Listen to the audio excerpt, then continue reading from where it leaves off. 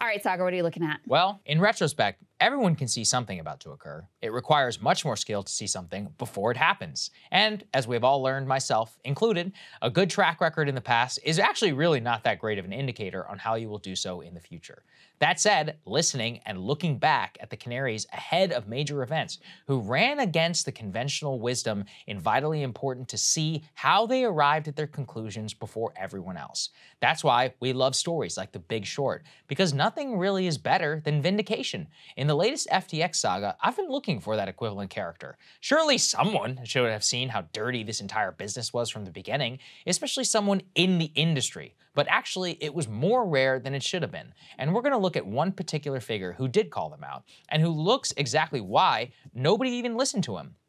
From what I've been able to tell, one of the only prominent people in finance to call out FTX was a short seller by the name of Mark Cohodes. Cohodes, in particular, has been vindicated by an interview that he granted on October 11th, nearly a month before the FTX collapse. Let's take a listen to what he said. No one can fucking explain FTX to me. No one can explain where SBF came from. No one can explain who mentored SBF. No one can explain, he met his partner at a summer math camp in Canada. Well, if you meet your partner when you're 10 or 12. Is that true? Is that it's like band camp? What the hell? Story. No, that's the story. That Wang and SBF met at math camp in Canada. And I know you're from Thunder Bay. They met at a math camp in Canada when they were younger. It's profane in the most vintage Wall Street sense. It's also obviously correct. Fundamentally, all he did is ask questions. Who is this guy? Who is the partner? I've never heard of them. Where is the money coming from? How does this work exactly? The most sensational accusation is not just how Mark asked the question, it's about what he did with that information and who he brought it to. Let's continue. I employed a major news organization who was doing a story on him to do the work and to dig in, and they just wouldn't, because I don't know how much money FTX spends in financial PR to get the mainstream media off the path.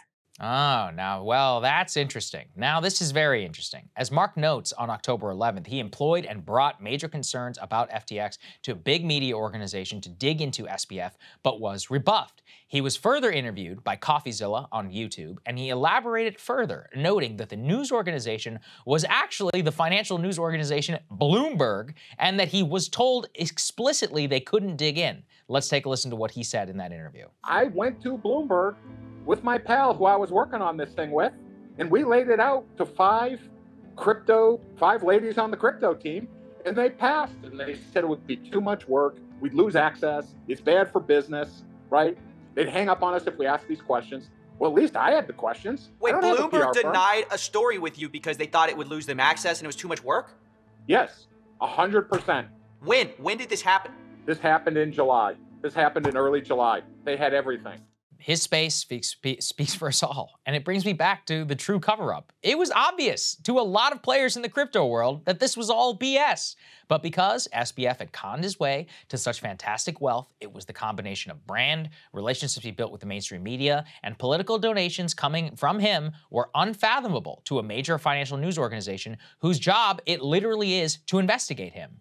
Consider what Bloomberg News journalists told Mark, that it was too much work, that they would hang up on them, that it was bad for business. Imagine seriously saying it's bad for business when your entire news organization is literally funded by a multi-billionaire who sells Bloomberg terminals to trade on. So was it bad for the news business, or was it bad for the Wall Street business? The other explanations are equally laughable. It's too much work? Seriously? What do you people get paid for? Oh, they might hang up on you? I got news for you. One of the most important skills that you need as a journalist is to do coverage where someone is going to scream at you on the phone. It has happened many times. It's unpleasant, I can tell you firsthand. But sometimes it's comical, and sometimes the reaction is confirmation you're onto something.